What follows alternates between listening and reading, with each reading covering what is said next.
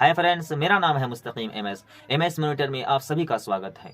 दोस्तों, इस वीडियो में आप सभी को बताने वाले हैं कि बैंक ऑफ बड़ौदा का पैसा किस तरह से निकाला जा सकता है और किस तरह से हम लोग निकालेंगे कि हमारा डिवाइस ब्लॉक नहीं होगा। दोस्तों, बहुत सारे डिवाइस बदल बदल कर हम लोग थक चुके हैं। 10 से 5 रोज होता है कि डिवाइस ब्लॉक कर दिया जाता है, जिसकी वजह से हमारा पैसा नहीं निकलता है। इस वजह से बहुत सारे लोग दूसरे दूसरे कंपनियों का एपीएस सिस्टम ले चुके हैं, बहुत सारे डिवाइस बदल चुके हैं। दोस्तों, आपको डिवाइस बदलने की ज़रूरत नहीं है और एपीएस सिस्टम भी लेने की ज़रूरत नहीं है। दोस्तों, आप एपीएस सिस्टम तो बिल्कुल भी ना लें, क्योंकि बैंक ऑफ बड़ौदा वाले एपीएस सिस्टम को ब्लॉक नहीं करता है, बल्कि डिवाइस के सीरियल नंबर को ब्लॉक कर देता है, जिसकी वजह से हमारे पास बैंक ऑफ बड़ौदा का पैसा फिर से नहीं निकलता है, यानी कि बंद कर दिया जाता है। दोस्तों, इसका सलूशन क्या है? दोस्तों, इसको बंद क्यों करता है, इसके बारे में सबसे पहले बात कर लेते हैं। दोस्तों, इसको बंद इसलिए करता है कि हम लोग 500 रुपये, 510 रुपये, 1010 रुपये, 2020 रुपये, 2001 रुपये, 2005 रुपये इस तरह से निकाल लेते हैं। ऐसा बिल्कुल भी नहीं करना दोस्तों, इस वजह से हमारे डिवाइस को ब्लॉक कर देता है। हम लोग 500 रुपये से भी कम निकाल देते हैं, 400 रुपये, 200 रुपये, जैसे कि वृद्धा पेंशन आता है, इला भारती जिसको बोला जाता है, वृद्धा पेंशन जैसे आता है 400 रुपये करके, उसको निकाल देता है, 10 रुपये उसी में से काट लेता है। ये दोस्तों बिल्कुल ही गलत है, इसके वजह से हमारा डिवाइस ब्लॉक कर दिया जाता है। और एक वजह यह है कि जिसके बैंक अकाउंट में 200 रुपये होता है, वो 200 रुपये को निकाल लेता है। बैंक ऑफ बड़ौदा या कोई भी सेविंग अकाउंट इसलिए खोला जाता है कि हमारे बैंक में पैसा रखे और उस पैसा को हम जो है कि रियल इस्टेट में लगाएं या कोई लोन वगैरह जो भी करे, बैंक वो पैसा को यूज़ करती है और उससे जो इनकम जनरेट होता है उसको उसी में से आपको थोड़ा सा पैसा ब्याज देता है आपको, और उसी में से वो अपने स्टाफ वगैरह को तनख्वाह वगैरह देते हैं। तो दोस्तों, इसलिए बैंक ऑफ बड़ौदा जो है कि बार बार डिवाइस को ब्लॉक कर देता है। अब हम बात कर लेते हैं कि इसका सलूशन क्या है। क्या हम अब बड़ौदा बैंक का पैसा नहीं निकाल सकते हैं या निकाल सकते हैं, इसके बारे में अब बात कर लेते हैं।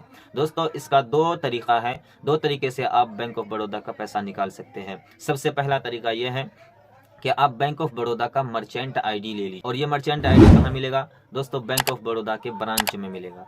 वहाँ पर जा करके बैंक मैनेजर को बोलेंगे कि हमें मर्चेंट आईडी चाहिए। बहुत सारे मैनेजर तो गुस्सेले होते हैं, जो भगा देते हैं दूसरों को और किसी को कुछ नहीं समझते हैं। वो आपको बड़े ही प्यार से जाना है, वहाँ पे कहना है, आप उससे ये आईडी ले सकते हैं। उसमें आपको आधार कार्ड, पैन कार्ड और भी बहुत सारे दस्तावेज लगेंगे। आपके पास जितने भी डॉक्यूमेंट हैं, सारे डॉक्यूमेंट को आप साथ में ले जाइएगा। बहुत सारी जगह पर कोई डॉक्यूमेंट मांग लेता है, बहुत सारी जगह पर दूसरा कोई डॉक्यूमेंट मांग लेता है। इसकी वजह से आपके पास जितना भी डॉक्यूमेंट है सारे लेके जाइएगा। जो भी मांगेगा तो आप दे दीजिएगा, नहीं मांगेगा तो अपना पास रहेगा, आप उसे घर वापस ले आइए। इसमें क्या प्रॉब्लम है? इस तरह से आप जो है कि मर्चेंट आईडी ले सकते हैं। और हाँ दोस्तों, आप मर्चेंट आईडी के लिए आज अप्लाई करेंगे तो आपको 1 महीना से 2 महीने तक लग जाएंगे मर्चेंट आईडी लेने में।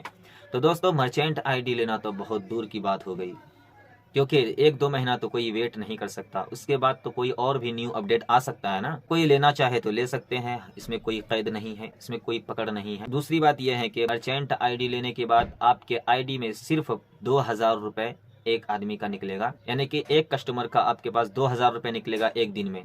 दूसरे दिन फिर आएगा तो फिर 2000 रुपये, फिर तीसरे दिन आएगा तो फिर 2000 रुपये। इस तरह से करके आप निकाल सकते हैं कितनों भी, लेकिन एक दिन में आपके पास 2000 निकलेगा एक कस्टमर का। दूसरा कस्टमर आएगा तो फिर उसका 2000 निकलेगा। तो दोस्तों, ये प्रॉब्लम है मर्चेंट आईडी में। तो अगर आप लेना चाहते हैं तो ले लीजिए, नहीं लेना चाहते हैं तो कोई बात नहीं। हम दूसरा तरीका को बताते हैं। दोस्तों, ये तरीका बिल्कुल ही आसान है और इसमें आपको पैसा लगेगा, लेकिन अगर आप इस शर्त और नियम को मान करके चलते हैं तो ही ये तरीका काम करेगा, वरना ये तरीका भी आपका फ्लॉप हो जाएगा। दोस्तों, आपको क्या करना है कि एक नया डिवाइस खरीदना है। खरीदने के बाद पहले की तरह आप जो है कि 200 रुपये, 300 रुपये नहीं निकालना है दोस्तों। तो पहले की तरह 200 रुपये, 300 रुपये नहीं निकालना है, और जो है कि 500 रुपये भी नहीं निकालना है। मेरा मानना है कि 1000 से कम नहीं निकालना है। गौर से सुनिए दोस्तों इस बात को, 1000 से आप तो कम निकालिए ही मत। 1010, 1020, 1030 इस तरह से बिल्कुल भी नहीं निकालना है। सिर्फ आपको 1000 निकालना है, उसके बाद 1100, 1200, 1300, 1400, 1500 इस तरह से निकालना है हम सभी को। 2000, 3000, 2500, 2700, 2800 इस तरह से निकालना है 2020 रुपये, 2010 रुपये, 2030 रुपये, यानी कि 100 के बीच में हमें नहीं निकालना है।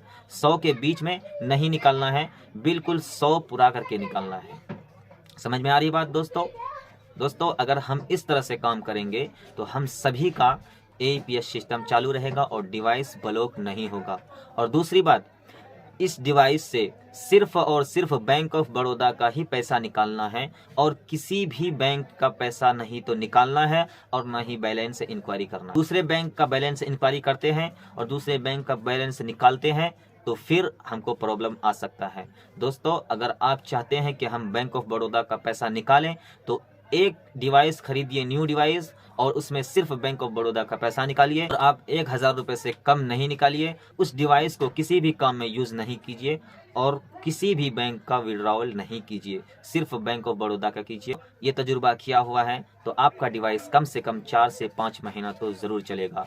दोस्तों 4 से 5 महीना चला, अगर हमारे पास 10 कस्टमर हर रोज़ आता है तो उस हिसाब से हमें डिवाइस का भी पैसा हो जाएगा और जो है कि हमें भी कुछ आमदनी हो जाएगी। अगर आपको ये बात अच्छी लगी है तो वीडियो को लाइक कीजिए, चैनल को सब्सक्राइब कीजिए। मिलते हैं अगले वीडियो में, तब तक के लिए अस्सलामु अलैकुम व रहमतुल्लाह।